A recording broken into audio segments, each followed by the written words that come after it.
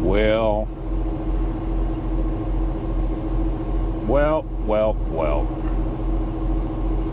I realized this morning,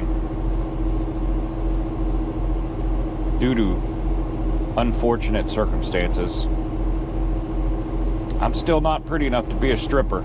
So, let's go trucking.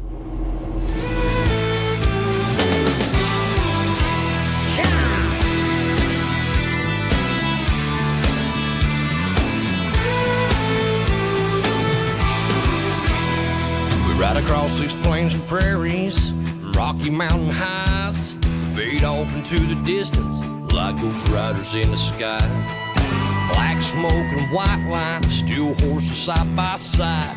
It's more than just a living, y'all. Hell, it's our way of life. We're the last of the cowboys, the giddy up gone boys.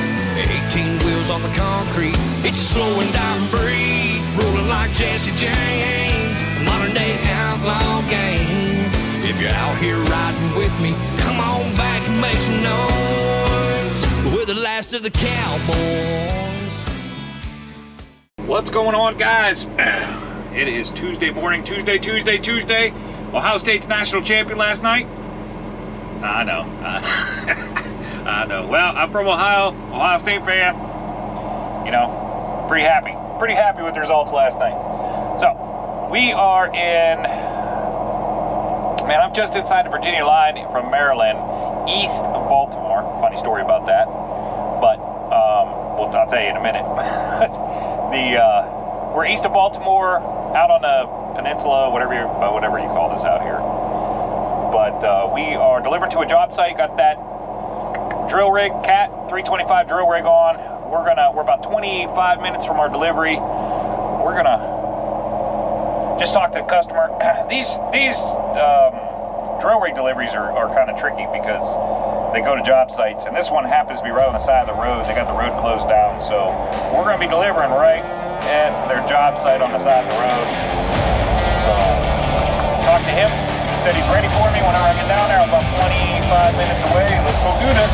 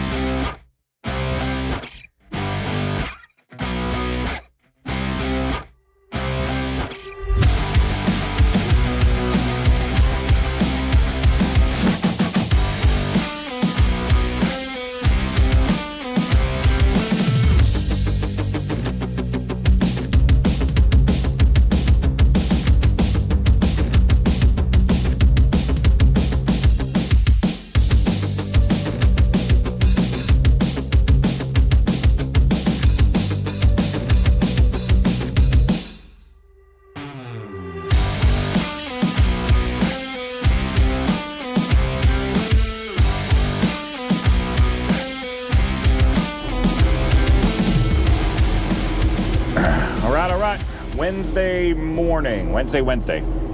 Saw me get that drill rig delivered yesterday. That was interesting on the side of the road. It wasn't even the side of the road. I was in the road. They had a lane blocked off. I don't know if you saw it when I pulled up there, but they had a lane blocked off, and we just used that lane, and it was all right. It was okay, I guess. We'll go. As deliveries go, it was all right. Got out of there, ran our butt right up to the Port of Baltimore, which amazingly you can go 3 hours east of Baltimore. That was interesting to me. The funny story that I talked about on that is when I booked a load about 1.5 years ago that the guy said it was in Federalsville or Federalsburg or something like that, Maryland. And I said, where's that at? It sounds like DC to me. And he said, oh, it's east of Baltimore. And I started laughing. Like, I thought that was hilarious. And he was like, why are you laughing? I said, isn't the ocean east of Baltimore? Like, I didn't know you could go east of Baltimore. And sure as shit, you could absolutely go east of Baltimore. So I was, about 1.5 years ago, I was that day old when I realized that you could go east of Baltimore. And apparently you can go 3.5 hours east of Baltimore, because that's what I did yesterday. So anyways, we got that drill rig delivered, ran up to the port, picked up a 966 wheel loader. I was gonna film, I was all set up and ready to film picking up this wheel loader, and it just got real chaotic. A lot of trucks, they had a lot of equipment in there. It was very tight, and everybody was in everybody's way. So I didn't want to spend any additional time loading, like screwing around with cameras and everything else. So I didn't get any pictures or any video while I was loading, but we got a 966 cat wheel loader on. This thing's like 28 foot long, 30 foot long, just under 10 foot wide, 9'8", I believe, is what the paperwork said. And 11'8" tall, which turned into a little bit of issue. I was hoping we were going to get it down to be legal, but we're not. We're like 13'8". So I'll jump out real quick. This is going to be real quick because it is currently, I don't know if you guys can see that little number right there. Yeah, that's a 1. It is 1 degrees outside. Pretty proud of my friends down there in Florida. They're getting all kinds of snow down there in Florida. I said to my wife, Sunday we were talking about the snow coming into Florida, and I said, man, I'd like to be that guy that's lived in Florida for 15 years and got made fun of because I had a snowplow. I'd like to be that guy right now. They got the city that I used to live in Florida, they got 7 inches of snow yesterday. So that is pretty hilarious. That's good. Thank God I didn't go down there. So I'm gonna get out and show you this load real quick, and then we're gonna get out of here. I got about 10 minutes here before curfew's up and I can get rolling. So here we go. Beast needs a bath in a bad way. This salt and brine, this is terrible. Oh, here's our wheel loader. I'll come around the other side. Come around the other side and show it to you.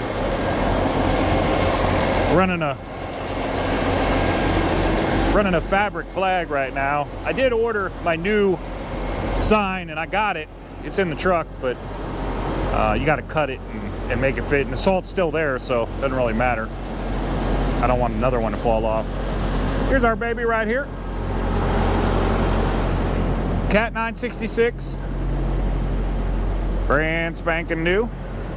Something interesting that I didn't realize. Oh, the axles we're running, we only need 6. This thing only weighs 47,000 pounds. So we only need 6 axles. So I'm running the pusher up, 2 down, 3rd up, 4th down. Why am I running 4th down? Pennsylvania. Pennsylvania wants that axle to be down if you're on an overweight permit. So we run the 3rd up, 4th down. This has been a little bit of contention. Like last night when I was getting fuel, that thing was on the ground. And I don't know why. So I'm hoping when I get to Hubbard scale that thing doesn't decide to set itself down. I don't know what's going on. I don't know why it's, sometimes it's down, sometimes it's up. I don't know. I don't know. I got to figure that out because that's not good. But anyways, the interesting thing that I found yesterday with this 966 is they used to put tie-down points on the front of the machine right there, and they're no longer there. So you have nothing on this end to tie down to if you don't have a bucket you really have nothing to tie down to without worrying about scratching everything. So what I did to to combat that, basically, is I went ahead and put the brace in and made this thing one full unit, and then off of this tie down point I just tied both directions here on both sides. So this, basically, you get one chain credit for this one. Same thing on the other side, you get a full chain credit for the other side because I did it the same exact way. And then on the back, I went ahead and went from their tie down point down to the trailer on both sides. That gives us one more additional chain. So basically we have 3 chains at 11,300 pounds each, holding in 47,000 pounds. That's plenty of securement. Got our flags on the outside portion of load, flags and signs on the back, signs on the front. We are gonna get this thing delivery. I think, I was hoping I'd be able to deliver this thing and pick something else up today, but that does not look like it's going to happen. I'll probably end up just delivering this, and then I'll pick something up in the morning, and we will see where we end up from there. So right now, freezing my butt off, man. It is cold. So I'm gonna take my dirty truck, get on the road. As there's no way for me to be a stripper. Talk to you guys in a minute.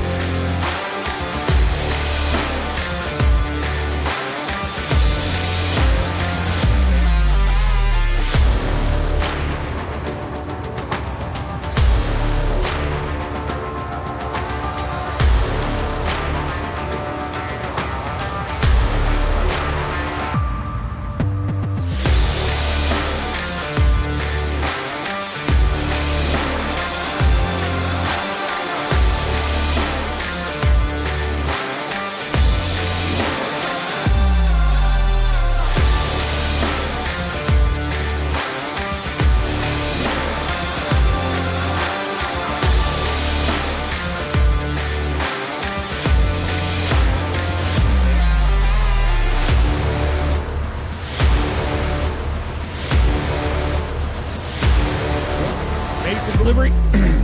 It is 3:10.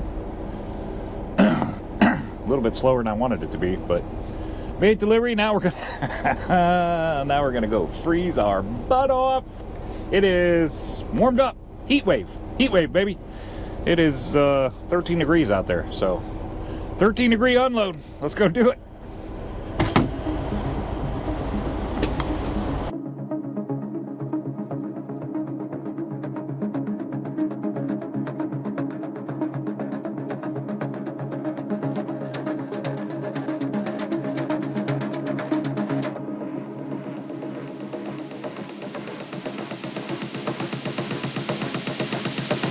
Activate.